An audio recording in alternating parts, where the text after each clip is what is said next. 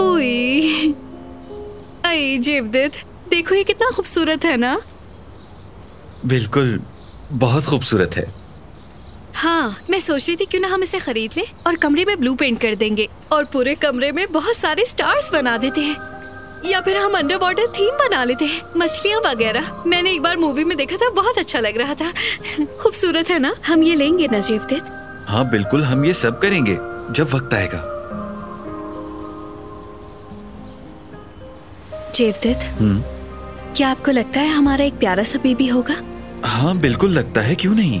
लेकिन मैं डरता हूँ कि कहीं अगर तुम्हें कुछ हो गया तो मैं क्या करूँगा। मेरी जान, बिल्कुल फिक्र ना करें। मुझे कुछ नहीं होने वाला। मैं आपको छोड़कर कहीं नहीं जाऊंगी। मैं तो आपको इतना याद करती हूँ कि एक कमरे से दूसरे कमरे में भी नहीं जा सकती, पता है।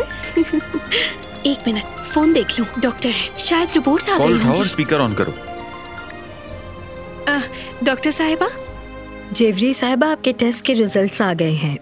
हाँ, इंशाल्लाह रिजल्ट सर्जरी के लिए साजगार होंगे। जी, परेशानी की कोई बात नहीं। मैं आपके ब्लड लेवल की वजह से फिक्रमंद हूँ। इसका क्या मतलब है?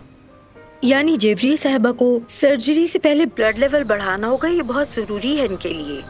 इसीलिए मैं इन्हें डाइट चार्ट और प्रिस्क्रिप्शन भेज रही हूँ। उसे पाबंदी से फॉलो करना है, ठीक है? ठीक है डॉक्टर साहिबा, फिक्र न करें। आप जो हिदायत देंगी सब फॉलो की जाएंगी। अल्लाह हाफिज, आपका दिन अच्छा गुजरे। चले ठीक है डॉक्टर साहिबा, अल्लाह हाफिज। ठीक है, मैं चलता हूँ जेवरी। कहाँ जा रहे हैं जेवदत्त? हम अभी तो बैठे थे। मैं दवा खाने जा रहा हूँ। हो सकता है वो कुछ ऐसी दवा दें जिससे तुम्हारा ब्लड लेवल बेहतर हो जाए, लेकिन उसके साथ साथ तुम्हें अपने खाने पीने का ख्याल रखना होगा जेवरी। फिर मैं तो मोटी होकर 150 किलो की हो जाऊंगी और आपको अच्छी भी नहीं लगूंगी। जेवरी, तुम मेरी मोहब्बत हो। तुम कितनी भी मोटी हो जाओ मुझे फर्क नहीं पड़ता। मुझे तुम्हारी रूह से मोहब्बत है, बाकी सब सानवी है। चलें ठीक है, आप जाइए। ठीक है, तो फिर मैं चलता हूँ। तुम अपना बहुत ख्याल रखना, ठीक है? ठीक है, चलो, अल्लाह हाफिज।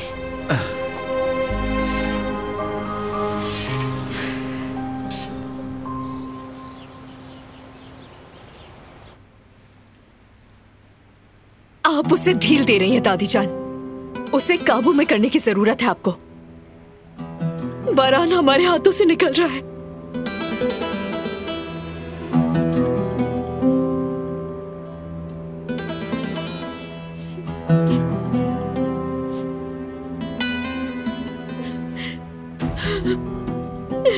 मुझे माफ कर दीजिए, मगर मैं ये सब और नहीं देख सकती दादी। मुझे इजाजत दे, मैं जाना चाहती हूँ। हवेली में रहना अब मेरे लिए बहुत तकलीफदेह है। बारान को धोखा खाते देखती हूँ तो तकलीफ होती है।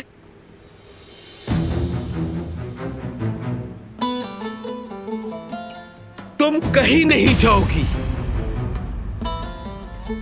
मैं अपने पोते को हरगिज भी उस नागिन के हवाले नहीं करूंगी।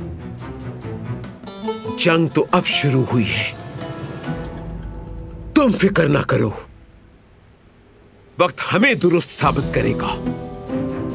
बारान बहुत जल्द उस नागिन की असलियत देख लेगा और फिर मैं उस नागिन का सर अपने हाथों से कुचल दूंगी।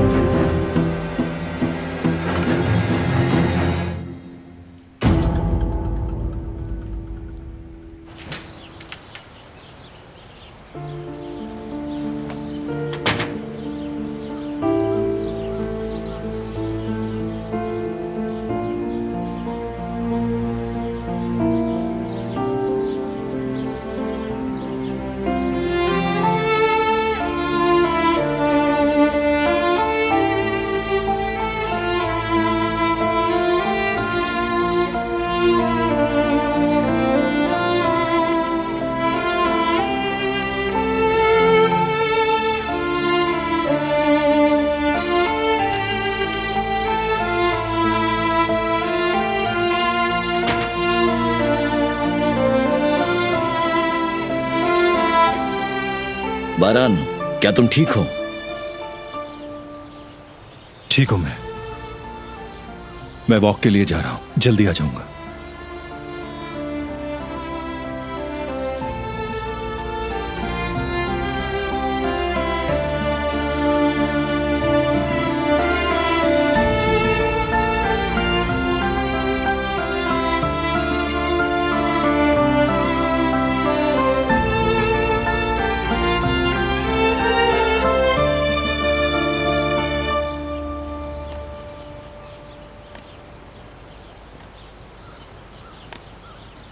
बारान मेरे बेटे। अस्सलाम वालेकुम। क्या मैं मदद कर दूं? नहीं नहीं, मैं खुद ले जाऊंगा बेटा। जरा मुझे दीजिए।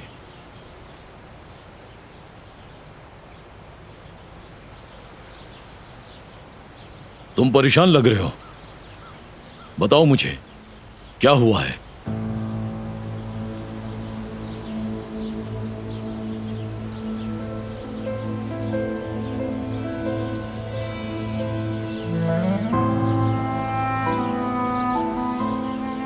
मेरी कोशिश रही है कि अपनी जिंदगी में कोई गलती ना करूं अहमद चाचा। मैंने हर फैसला बहुत सोच समझ के किया है और अल्लाह का शुक्र है कि उसने हमेशा मेरी मदद की। लेकिन पहली मर्तबा तुमसे गलती हो गई, दुश्मन की बेटी से शादी करके। एक मासूम को हवेली लाकर बहुत बड़ी गलती की है मैंने। सबके साथ नाइंसाफी की, दादी के साथ, जिहान के साथ, बाबा के साथ। हालांकि मैं उस फैमिली को तकलीफ देना चाहता था,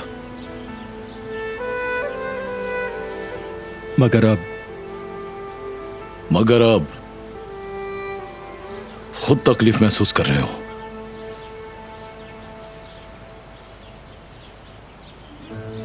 मुझे उस लड़की की हालत पर रहम आता है अहमद चाचा।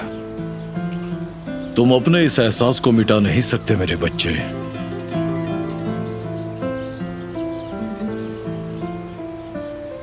दादी और जिहान एक तरफ है और वो मासूम बेगुनाह लड़की दूसरी तरफ।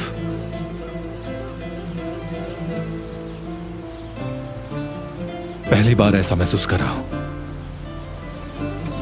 पहली बार समझ नहीं पा रहा हूं कि कहां जाऊं मैं।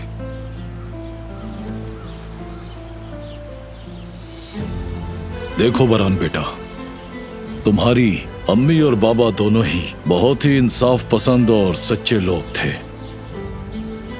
अपनी पूरी जिंदगी में उन्होंने जालिम का नहीं बल्कि मजलूम का साथ दिया। हमेशा हर एक के साथ इंसाफ किया, किसी का हक नहीं मारा कभी, किसी के लिए अपने दिल में नफरत नहीं रखी उन्होंने। और तुम्हारी तरबियत भी ऐसे ही की। इंसान अपनी मीरास से दूर नहीं रह सकता। तुम बिल्कुल उन जैसे हो, जानता हूं मैं।